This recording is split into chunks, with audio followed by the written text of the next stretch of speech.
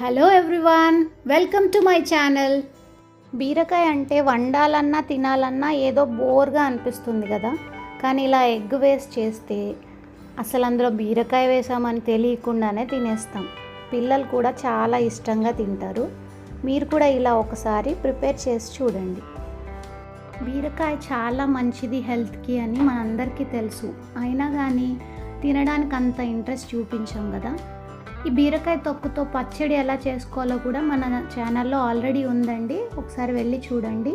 ఇప్పుడు curry preparation చూద్దాం. ముందుగా స్టవ్ పైన ప్యాన్ పెట్టుకొని ఆయిల్ వేడయ్యాక జీలకర్ర ఆవాలు వేసి అవి కాస్త చిటపటమన్నాక ఒక పెద్ద సైజ్ ఆనియన్ ఇట్లా స్లైసెస్ చిన్నగా ముక్కలుగా కట్ చేసుకున్న వేసుకొని అందులోనే 5-6 పచ్చిమిర్చి చీలికలు కూడా వేసి అలాగే 2 రెమ్మల కరివేపాకు కూడా వేసి కాస్త ఫ్రై అయిన తర్వాత అందులోనే 1 టీ స్పూను అల్లం వెల్లుల్లి పేస్ట్ కూడా వేసి అల్లం వెల్లుల్లి పచ్చివాసన పోయేంత వరకు మంచిగా ఫ్రై చేసుకోవాలి.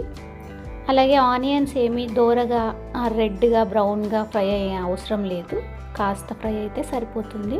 ఇప్పుడు ఈ అల్లం వెల్లుల్లి పేస్ట్ అంతా ఫ్రై అయిన తర్వాత అందులోనే కాస్త పసుపు వేసుకొని 1 టీ స్పూన్ పసుపు వేసుకున్నాను.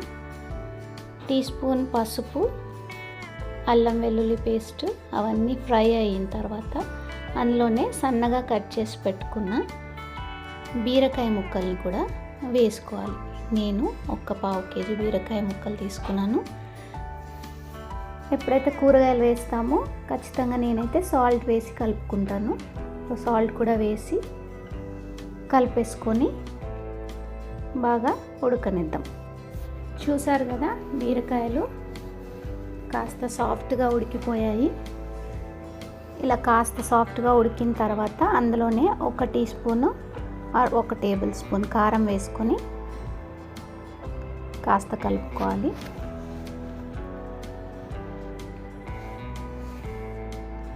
ఇప్పుడు బీరకాయ ముక్కల్లో కారం అంతా కలిసిపోయింది. మీకు బీరకాయలు ఇంకా ఉడకలేదు అనుకుంటే కాస్త వాటర్ యాడ్ చేసుకొని కలుపుకోండి.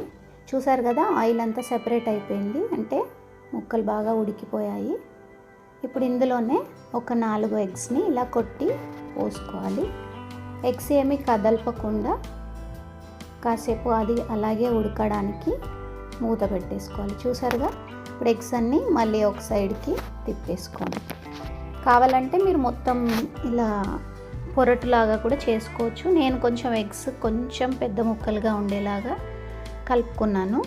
మీకు నచ్చినట్టుగా మీరు కలిపేసుకోవచ్చు.